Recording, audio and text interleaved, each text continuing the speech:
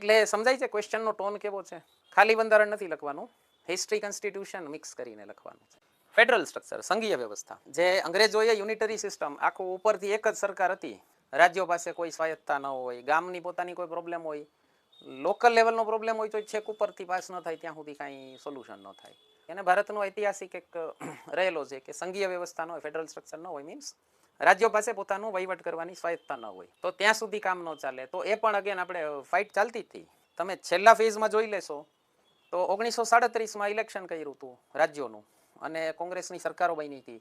તો એ એક ડિમાન્ડ કરતા હતા કે ભાઈ ચાલો કેન્દ્ર સરકાર મોડી મળે તો કાંઈ નહીં, રાજ્યોમાં તો એટલીસ્ટ ઓટોનોમી આપી દો. તો એમાં પણ તમે જોઈ શકો છો કે ઇન્ડિપેન્ડન્સ મુવમેન્ટની છાપ જોવા મળે છે. બાબા સાહેબ આંબેડકર ભગવાન બુદ્ધથી બહુ પ્રભાવિત હતા, તો એમણે બધી જગ્યાએ મધ્યમ માર્ગ રાખ્યો છે.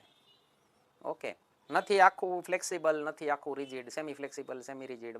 અમેરિકાની સિસ્ટમ પ્રેસિડેન્શિયલ, બ્રિટનની પાર્લામેન્ટરી, તો પાછું આપણે બેલેન્સ કર્યું.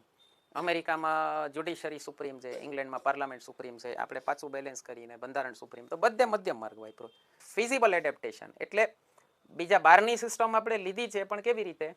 ભારતમાં અનુકૂળ હોય એ રીતે. આપણે બ્રિટિશ સિસ્ટમમાંથી અમુક વસ્તુ સારી સુટેબલ લાગતી હતી એ લીધી, બાકી અમુક અમેરિકન સારી લાગી ત્યાંથી લીધી, આયર્લેન્ડમાંથી સારી લાગ્યું ત્યાંથી લીધું, સાઉથ આફ્રિકા સારું લાગ્યું એ લીધું.